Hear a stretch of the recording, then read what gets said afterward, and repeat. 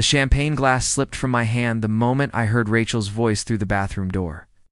"Tyler, we can't keep doing this," she whispered, her tone carrying that breathless quality I once thought was reserved only for me. "Marcus is right outside, and the engagement party is tomorrow.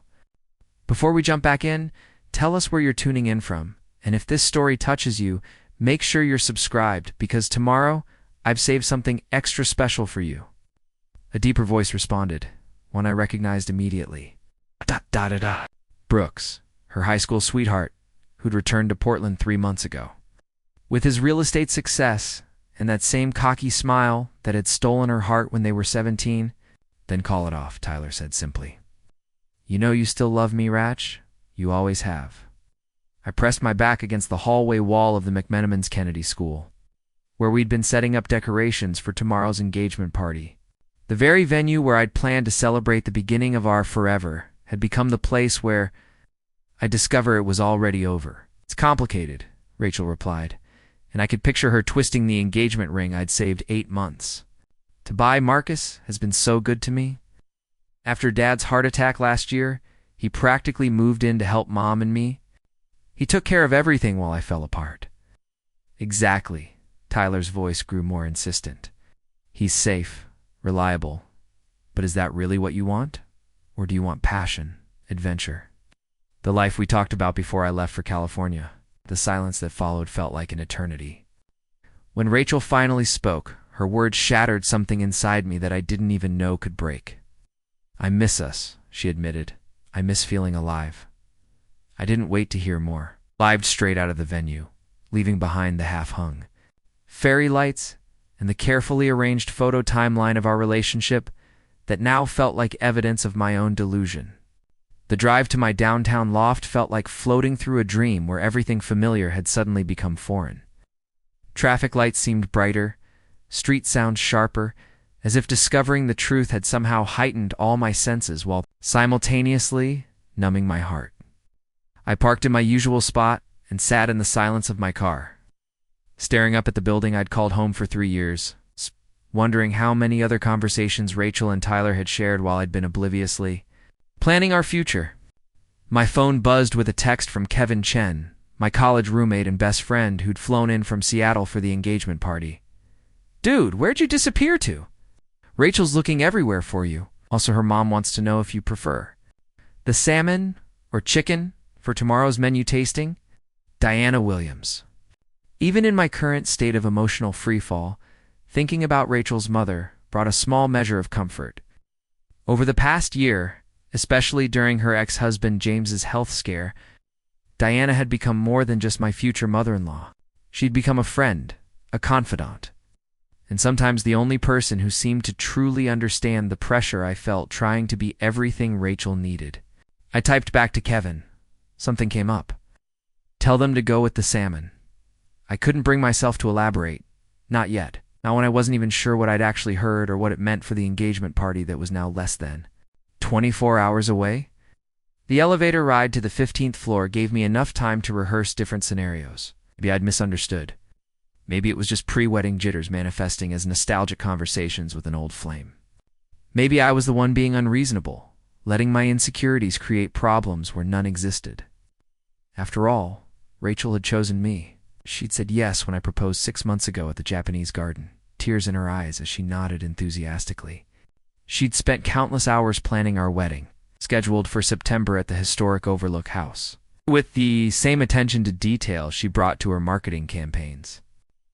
But as I unlocked my apartment door and stepped into the space that had slowly accumulated touches of Rachel's presence, her favorite throw pillows on the couch, her skincare products claiming half the bathroom counter, her collection of vintage marketing posters decorating the walls, I couldn't shake the memory of her voice saying, "I miss feeling alive." The implication was clear. I made her feel dead. I walked to the window overlooking the Willamette River, watching the evening light dance across the water. This view had sold me on the apartment originally, but tonight it felt like looking at someone else's life.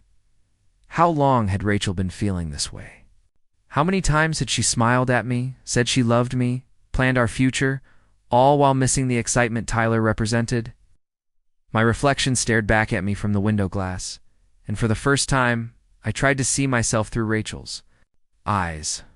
Average height, brown hair that I kept conservatively cut for my job at Innovate Tech Solutions. Glasses I'd worn since high school. It's the same style of button-down shirts I'd been buying for years. Safe, reliable, predictable, everything. Tyler Brooks apparently wasn't. The irony wasn't lost on me that I'd spent the last year trying to be the man Rachel needed, especially during her father's health crisis. I'd taken vacation days to drive James to medical appointments when Rachel couldn't handle seeing him weakened. I'd spent weekends helping Diana manage the bookstore when the stress of her ex-husband's condition became overwhelming. I'd organized meal schedules, coordinated family communications, and essentially put my own life on hold to ensure Rachel's family stayed afloat during the worst months of James's recovery. And now, apparently, my dependability had become the very quality that made her feel suffocated. My phone rang, startling me from my spiral of self-analysis. Rachel's name appeared on the screen, along with the photo I'd taken of her last month at Powell's Books. Laughing as she posed with a stack of romance novels she'd been too embarrassed to buy.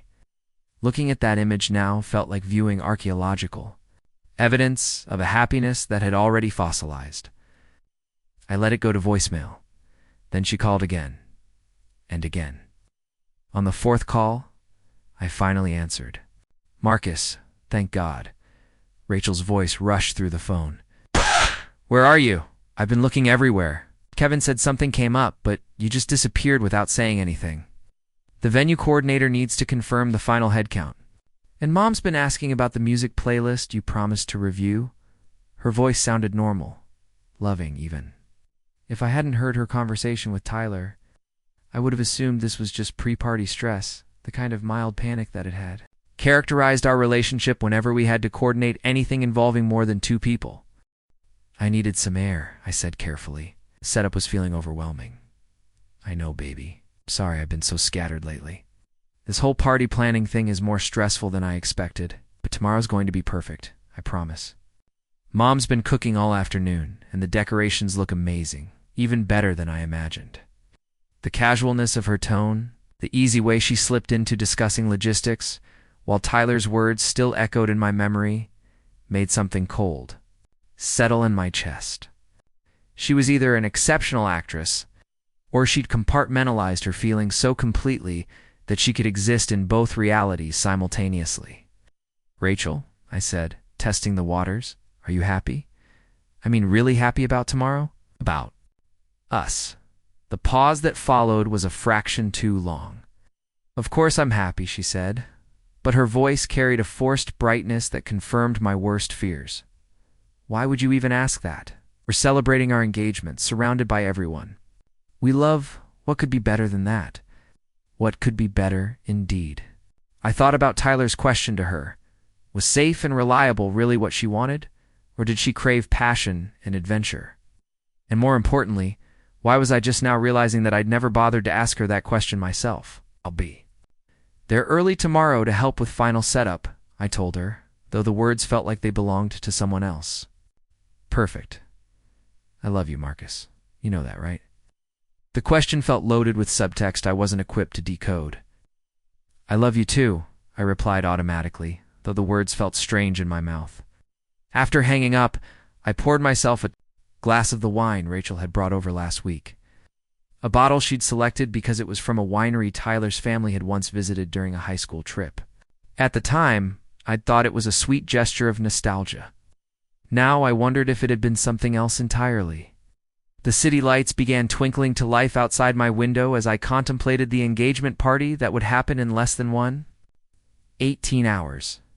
All of Rachel's friends would be there, along with her family and mine, celebrating a future that I was beginning to suspect had already been decided against me. The thought of standing in that room, accepting congratulations, and well wishes for a relationship that might already be over, felt surreal. But what was the alternative? Confront Rachel based on a conversation I'd overheard? Demand she choose between Tyler and me at our own engagement party? Cancel the celebration and humiliate both our families based on whispered confessions that might have been taken out of context? As I sat in my apartment, surrounded by the life Rachel and I had built together, I realized that tomorrow would either mark the beginning of our engagement or the end of my willingness to be someone safe. It's a reliable backup plan, either way. Everything was about to change. The engagement party arrived with the kind of perfect Portland spring weather that seemed designed to mock my inner turmoil. Bright sunshine filtered through the venue's large windows as I arrived at McMenamins Kennedy School 2 hours early. Determined to lose myself in the physical work of final preparations, the fairy lights I'd abandoned the night before still hung half-finished, a visible reminder of the moment my world had shifted on its axis. Anna Williams was already there, arranging white roses and eucalyptus in mason jars with the kind of focused precision that had made her bookstore, chapter, and verse one of the most beloved spots in the Pearl District. At 48, she possessed an effortless elegance that came from confidence rather than effort. Her dark hair swept into a casual updo that somehow looked both sophisticated and approachable. She wore a flowing navy dress that complemented her warm brown eyes, the same eyes Rachel had inherited but had never learned to use with. Diana's particular combination of kindness and keen observation.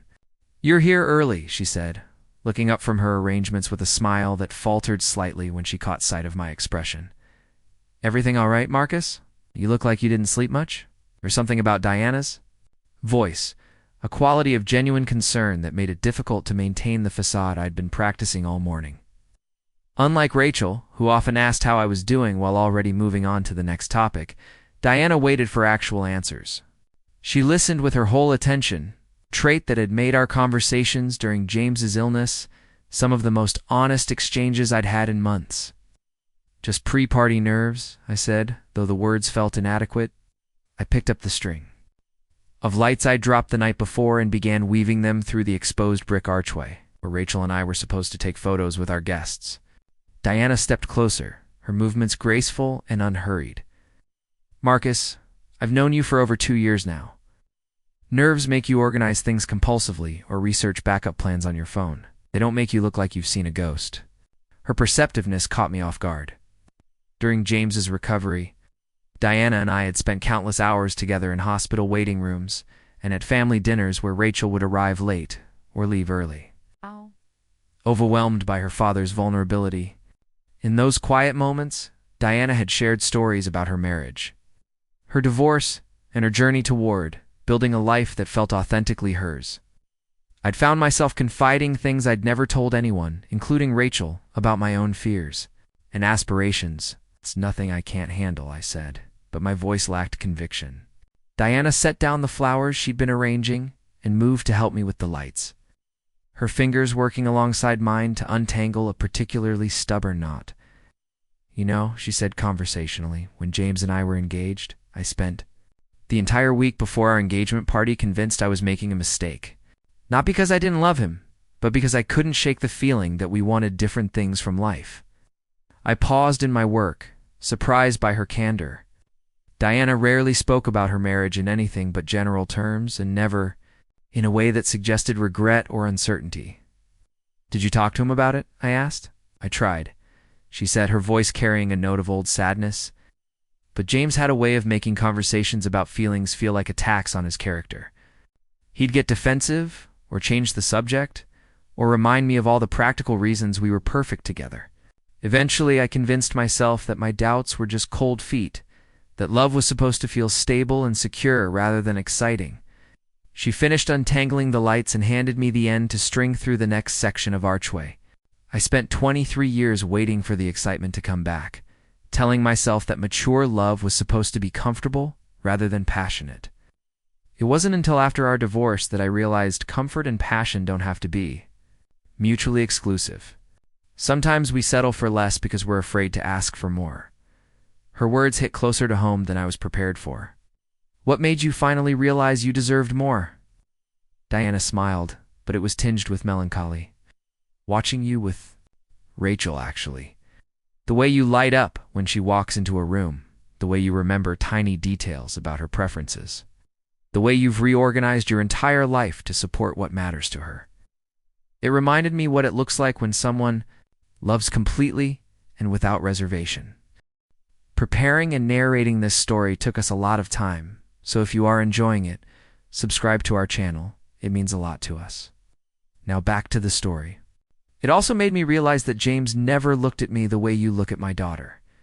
The irony of her observation felt like a physical weight in my chest.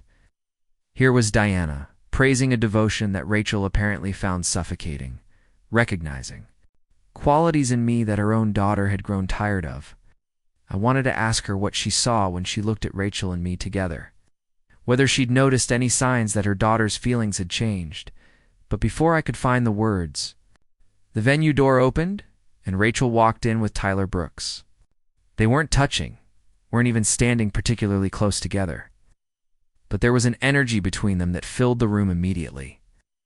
Rachel wore a pale pink sundress I'd never seen before, and her hair fell in loose waves that caught the morning light streaming through the windows.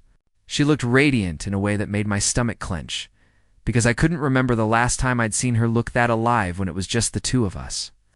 Tyler, for his part, looked exactly like the high school quarterback who'd grown into his promise. Tall, broad-shouldered, with a kind of easy confidence that came from never having to wonder whether he belonged in any particular room. He wore khakis and a button-down shirt that probably cost more than my monthly car payment. And when he smiled at something Rachel said, it was with the casual assurance of someone who'd never doubted his ability to get what he wanted. "Mom, you're here so early," Rachel said, crossing the room to kiss Diana's cheek. Her voice carried a forced lightness that I'd learned to recognize as her way of managing anxiety. "And Marcus, thank you for finishing the lights. They look perfect." She stood on her toes to kiss me, and I caught a whiff of Tyler's cologne. On her clothes? Tyler offered to help with setup, Rachel continued, seemingly oblivious to the tension her announcement created. "Isn't that sweet?" He remembered how much I stressed about details from when we planned homecoming together senior year.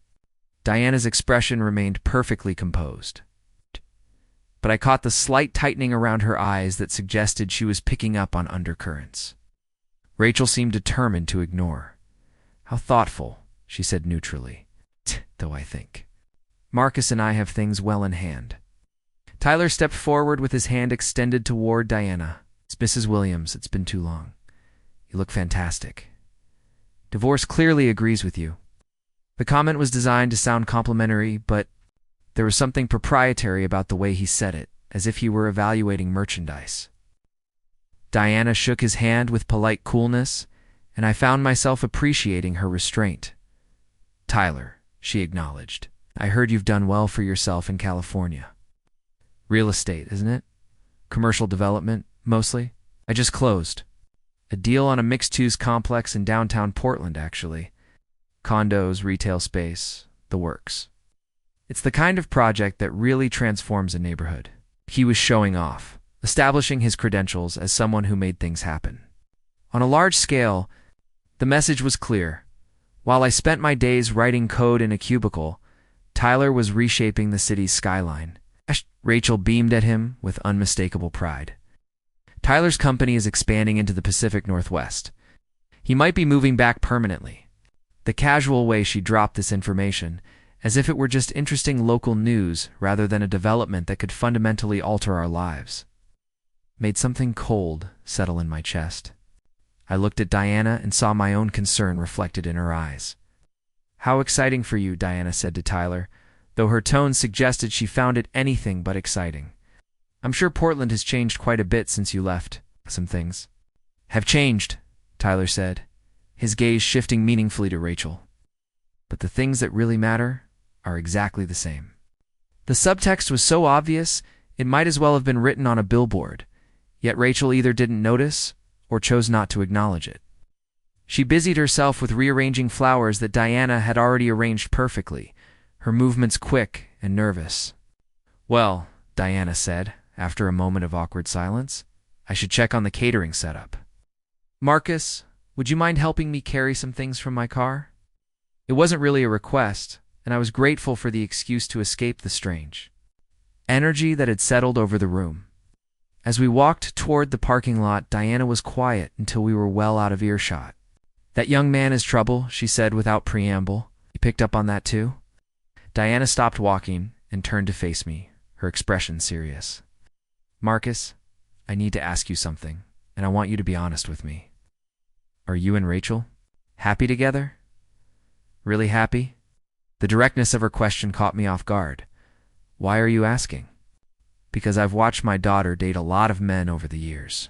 I've never seen her act the way she's acting today.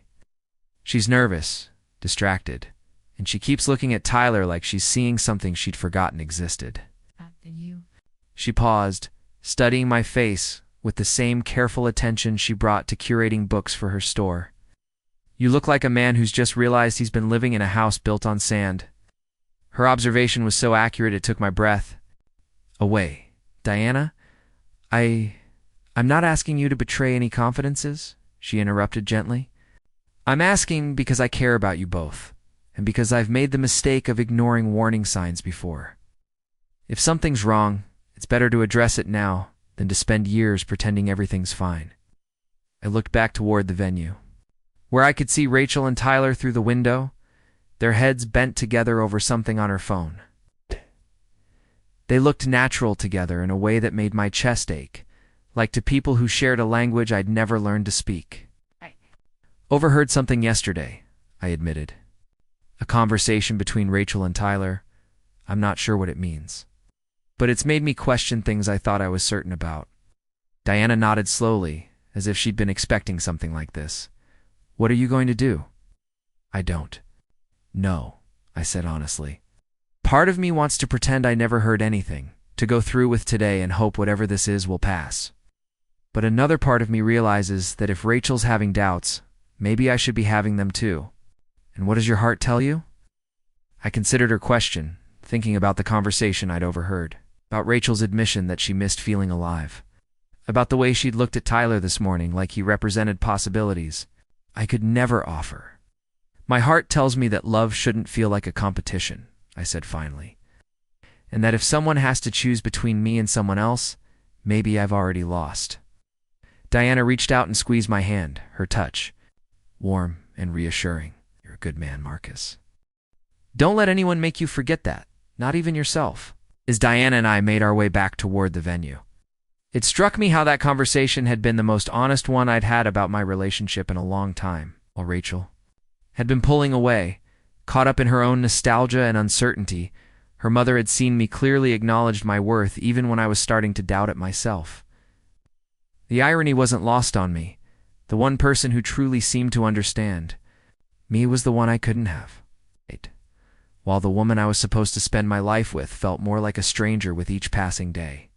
The engagement party felt like a stage production, everyone playing their parts flawlessly except for me. Guests flowed in all afternoon, filling McMenamins Kennedy School with laughter and congratulations that sounded increasingly hollow. I watched Rachel and Tyler move through the crowd with a shared energy, like they were part of an inside joke no one else could decode. My parents had driven down from Eugene. My mom instantly found Diana to talk about wedding plans, while my dad got caught up in a detailed conversation about the Trailblazers with Rachel's dad. James, Kevin Chen, always at ease in social situations, worked the room like a pro. He was charming Rachel's coworkers with stories from college, exaggerating just enough to make me look more adventurous than I ever really was. Oh. Remember when Marcus convinced the whole dorm to join that 48-hour coding marathon? "Is Kevin," said to Sarah Martinez, Rachel's best friend. "He raised $3,000 for literacy programs, ran the whole thing on Red Bull and pure will." Sarah looked impressed, but her eyes kept drifting to Rachel, who was across the room laughing at something on Tyler's phone, the kind of laugh I hadn't heard from her in months. Diana appeared beside me then, holding 2 glasses of wine. "That's our Marcus," she said warmly. "Always finding ways to make the world better." She handed me a glass Oregon Pinot Noir, my favorite, not the Chardonnay everyone else seemed to be drinking. It was a small gesture, but in a room full of people celebrating my future with her daughter, it felt strangely significant. "Thanks," I said, sipping the wine in hopes it might settle my nerves. It didn't. If anything, it made me more aware of just how surreal everything felt.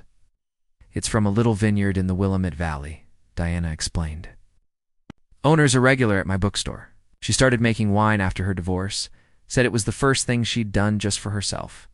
Not because it was practical, it's because it brought her joy. The The story carried a kind of quiet longing. I had the feeling Diana saw herself in that woman's journey, choosing authenticity over obligation. I studied her for a moment. The crinkle at the corners of her eyes when she smiled, the graceful way she carried herself despite all she'd been through. That's a brave choice, I said. Nice. Sometimes the bravest thing is admitting the life you're living isn't the one you actually want. She replied, her eyes drifting toward Rachel and Tyler. Rachel was touching his arm now, clearly, absorbed in whatever story he was telling. Before I could say anything else, Kevin appeared, clearly eager to talk. Marcus, we need a word. Somewhere private? Diana stepped away gracefully, giving my arm a soft squeeze before she left. Encouragement, maybe, or reassurance. Kevin led me to a quieter corner of the venue.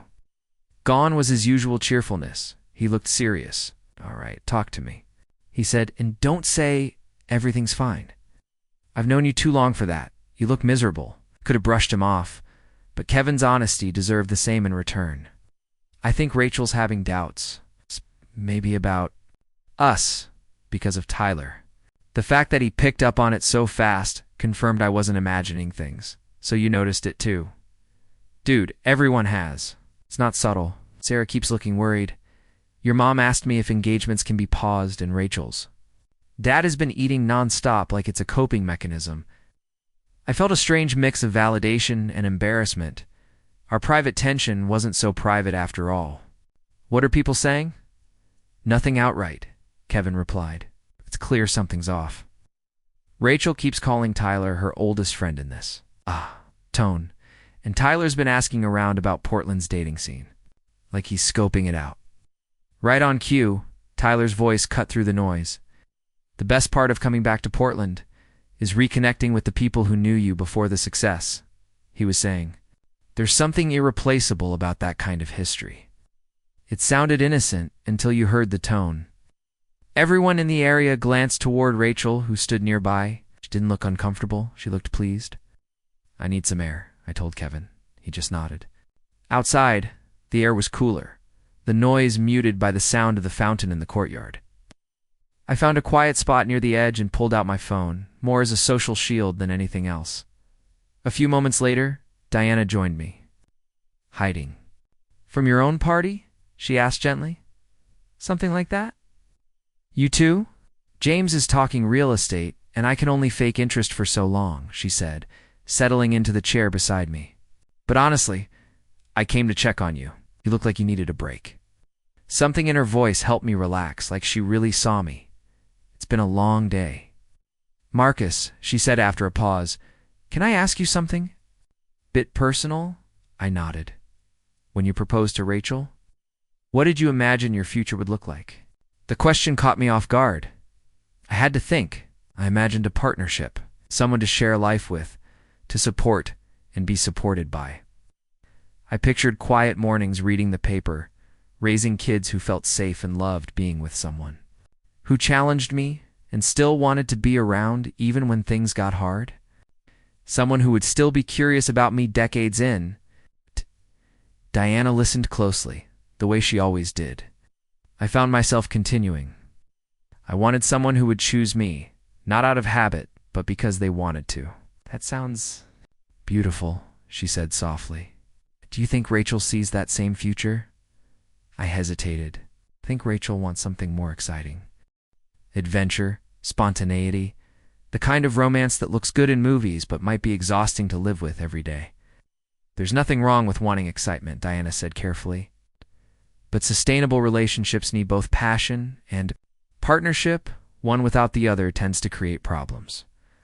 Through the patio doors, I could see Rachel and Tyler standing close together near the desert table, their body language suggesting an intimacy that had nothing to do with friendship. As I watched, Tyler reached out to brush something from Rachel's cheek, and she leaned into his touch with the kind of unconscious response that spoke of deep familiarity. I think she's already made her choice, I said quietly. Diana followed my gaze and let out a soft sigh. I'm sorry, Marcus. You deserve better than this, do I? The question came out more vulnerable than I'd intended. Maybe Tyler's right. Maybe I'm just safe and boring. Maybe Rachel needs someone who can offer her the kind of life I never could. Stop. Diana's voice was firm enough to make me look at her directly.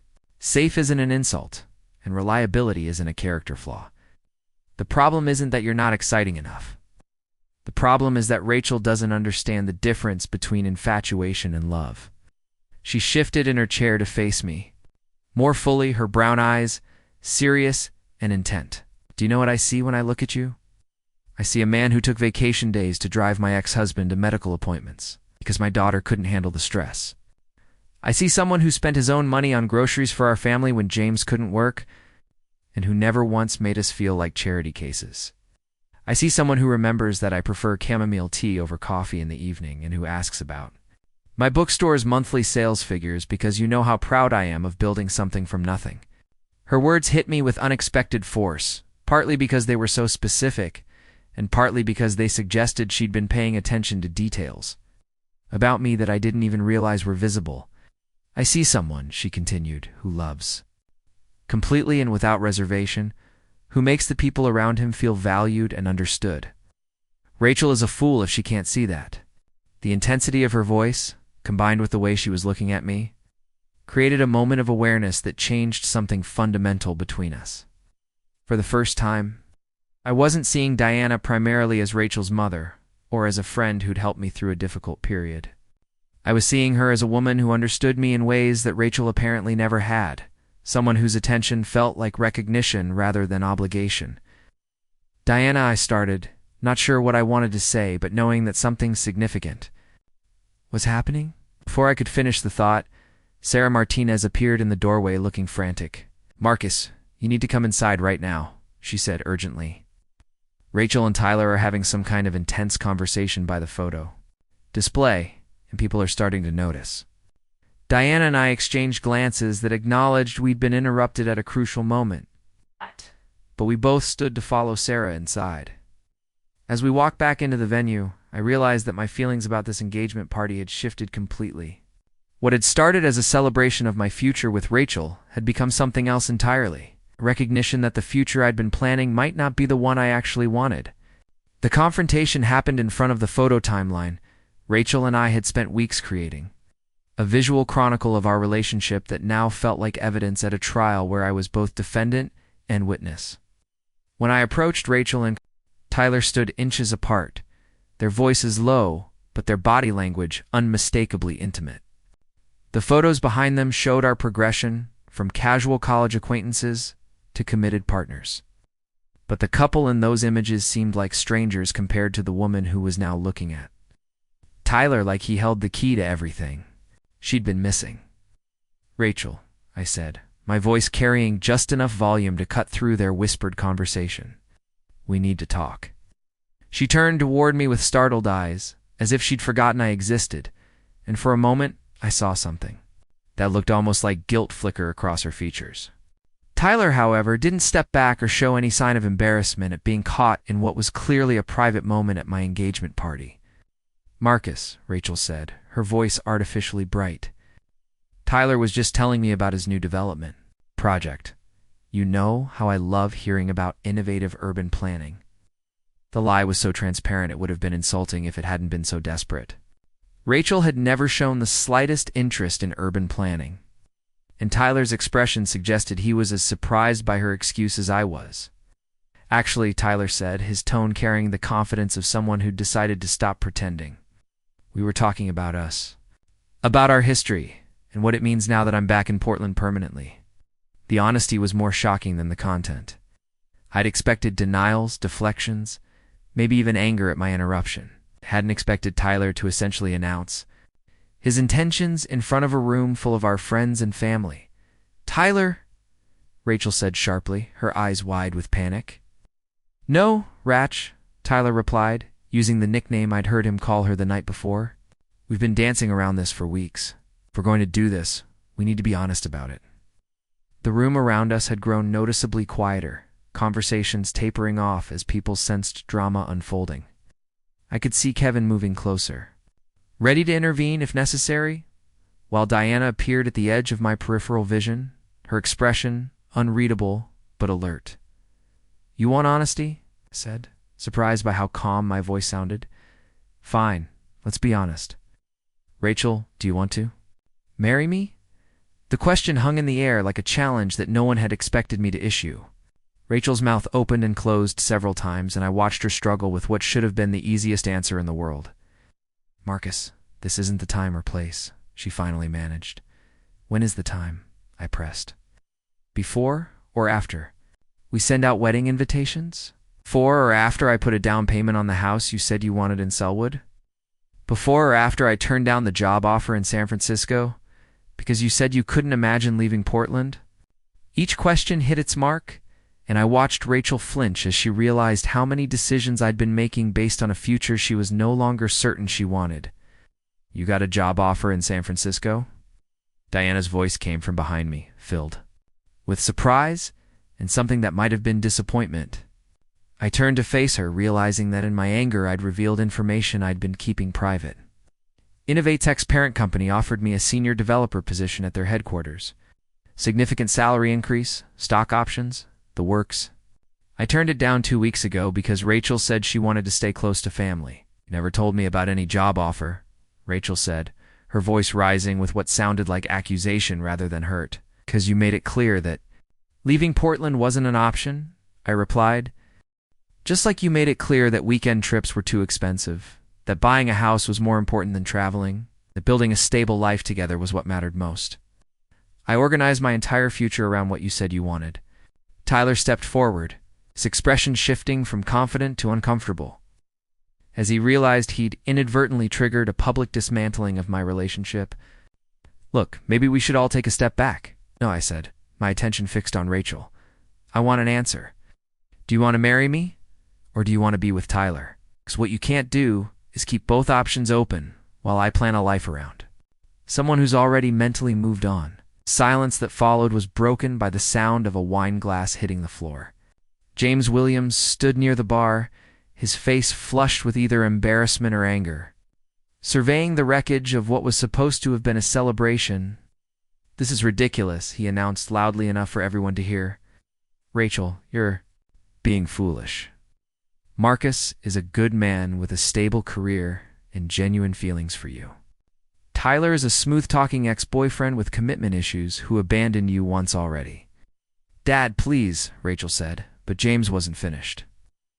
"I've seen this pattern before," he continued, his voice carrying the authority of someone.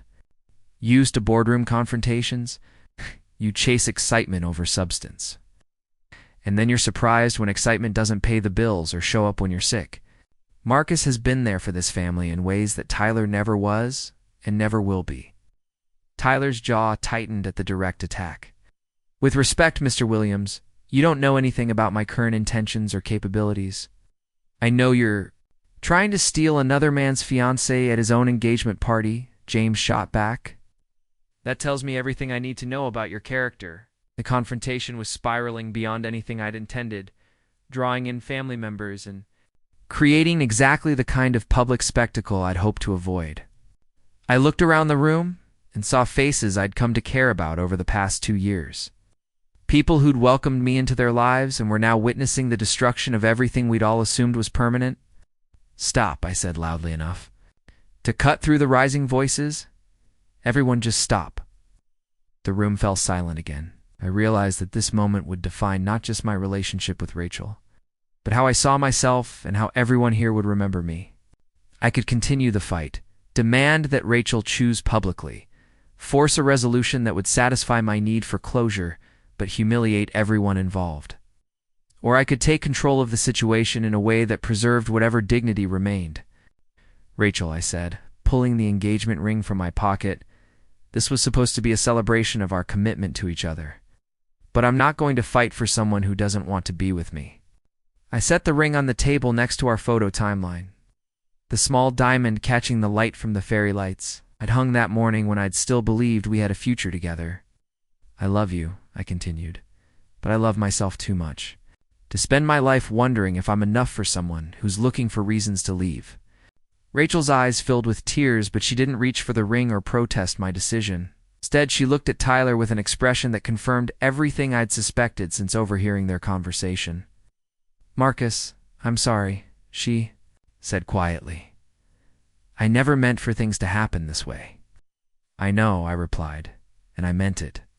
But they did happen this way, and now we all have to live with the consequences."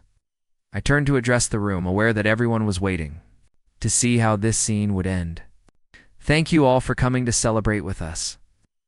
I'm sorry the evening didn't turn out as planned.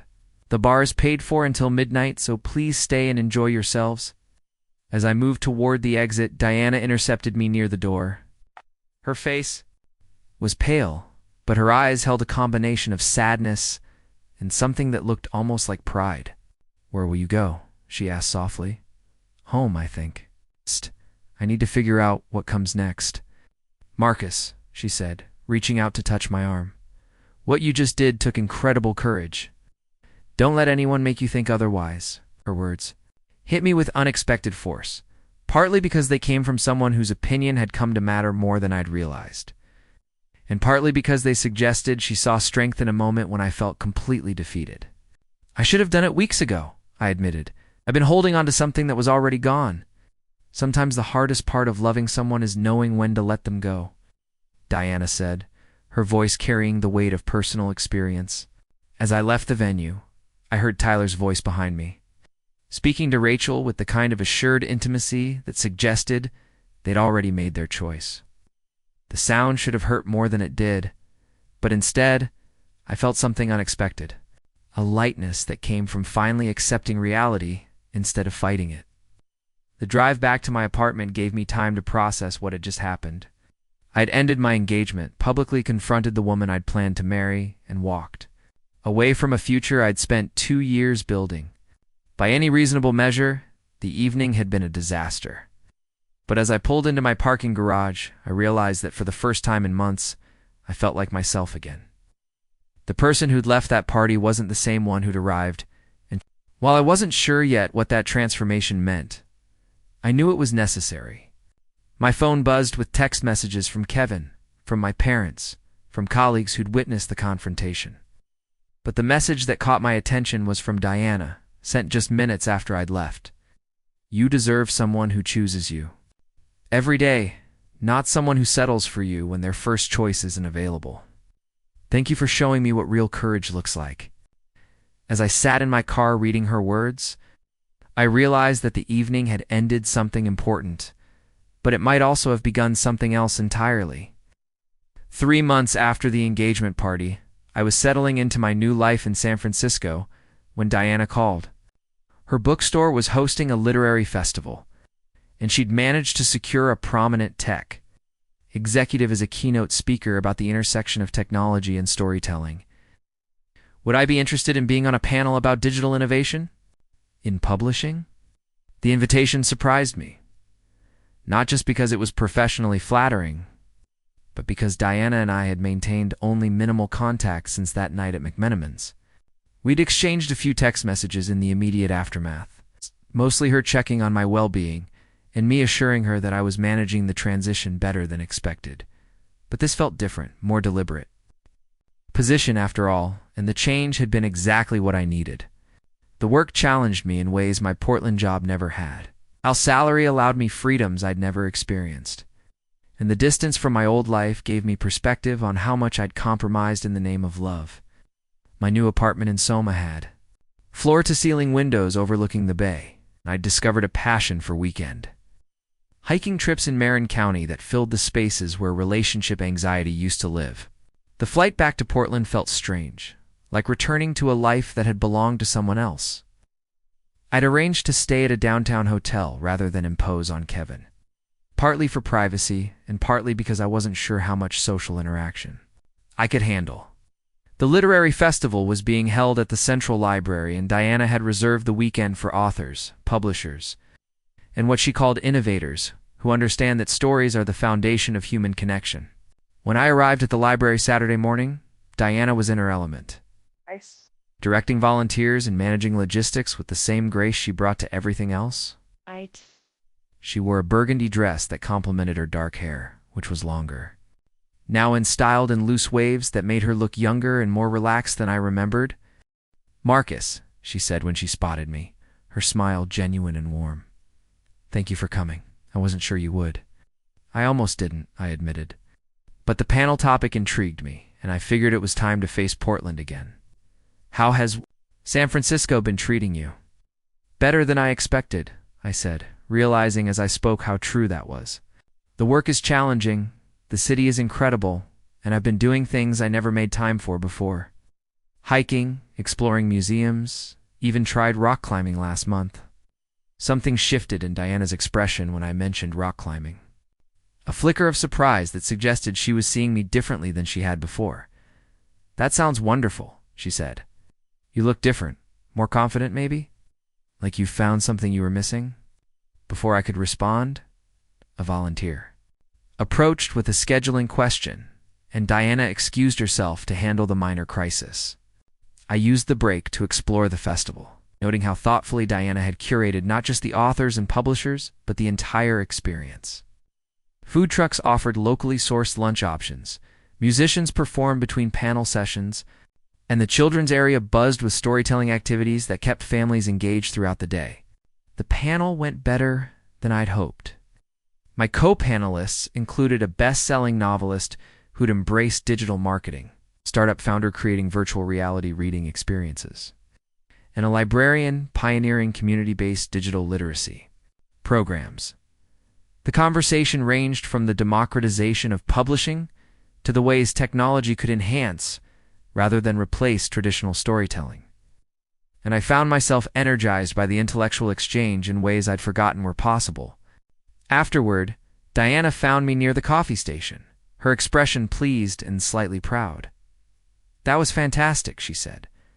"You should have seen the audience during your segment about using data analytics to help independent bookstores predict customer preferences." Half the room was taking notes. "It felt good to talk about work that matters," I said. "Right. Your festival is incredible, Diana. You've created something really special here. Thank you. It's been a dream of mine for years, but I never had the confidence to make it happen until recently." There was something in the way she said this that suggested personal transformation, and I found myself curious about what had changed for her. "What gave you the confidence?" Diana looked around the bustling festival, then back at me with an expression that was both vulnerable and determined. "Watching you walk away from something that wasn't right for you," she said simply. It made me realize that sometimes the most important thing you can do is stop accepting less than you deserve. The weight of her words settled between us, and I understood that we were no longer talking just about the literary festival. "Diana," I started, but she held up a hand. "Let me finish," she said. "I've been thinking about our conversation that night, about courage and choices and what it means to really know someone. You said something about deserving someone who chooses you every day, and it stayed with me." She paused, seeming to gather her thoughts before continuing. "Marcus, I know this is complicated because of the history, because of Rachel, because of everything that happened. But you should know that you're the first person in years who's made me feel like myself again. Not James's ex-wife or Rachel's mother, just Diana." The confession hung in the air between us, honest and uncertain and brave, in a way that reminded me why I'd come to value her opinion above almost anyone else's. "I've been thinking about you too," I admitted, "more than I probably should have." "What would you think about staying in Portland an extra day?" she asked. "I'd like to show you something." The something turned out to be a small coastal cottage in Cannon Beach that Diana had rented for the weekend. We drove there Sunday morning in comfortable conversation about books, travel, and the ways our perspectives had shifted over the past few months. The cottage sat on a bluff overlooking the Pacific, surrounded by the kind of natural beauty that made everything else feel manageable. "I come here when I need to think," Diana explained as we walked along the beach. "After the divorce, after difficult decisions, whenever life feels too complicated." "What are you thinking about now?" I asked. "Whether it's possible to build something real when it starts from such a complicated place," she said honestly. "Whether we're both ready for something that might actually work, or whether we're just two people who found each other at the right moment to heal from different kinds of damage." I stopped walking and turned to face her, struck by how naturally she articulated questions I'd been struggling to answer. "I don't know," I said. "But I know that talking with you feels like the most honest conversations I've had in years. And I know that when I think about what I want my life to look like, you're the only person I can imagine sharing it with." Diana stepped closer, her brown eyes serious and hopeful. "I know we'd have to take this slowly. I know there would be complications with Rachel, with family, with people who wouldn't understand. But Marcus, I think we could be extraordinary together." When I kissed her, it felt like the most natural thing in the world, like a conversation we'd been having for months was finally reaching its logical conclusion. The ocean wind carried the scent of salt and possibility. And for the first time since my engagement had ended, I felt like I was exactly where I belonged. 6 months later, Diana closed her Portland bookstore and opened a new location in San Francisco's Mission District. The grand opening featured a panel about technology and storytelling, and the keynote speaker was a prominent software developer who'd recently been promoted to director of innovation at his company. From my apartment window, I can see the bookstores, lights in the evening, and sometimes I walk over just to watch Diana in her element, helping customers find exactly the story they need. She was right about us being extraordinary together. But what surprises me most is how ordinary our happiness feels. How easily we've created a life that feels both passionate and sustainable. Rachel married Tyler 8 months after our engagement, ended a small ceremony in Maui that Diana declined to attend. We sent holiday cards and maintained polite family connections. But the awkwardness everyone predicted never materialized. Mostly because both Diana and I know we chose something real over something expected. Sometimes the best love stories aren't about finding your soulmate, but about finding someone who sees you clearly and chooses you anyway. Someone who makes you want to become the best version of yourself. Diana and I found that in each other. And every day I'm grateful that sometimes life's biggest disappointments lead to its most unexpected gifts. Up next, you've got 2 more standout stories right on your screen. If this one hit the mark, you won't want to pass these up. Just click and check them out.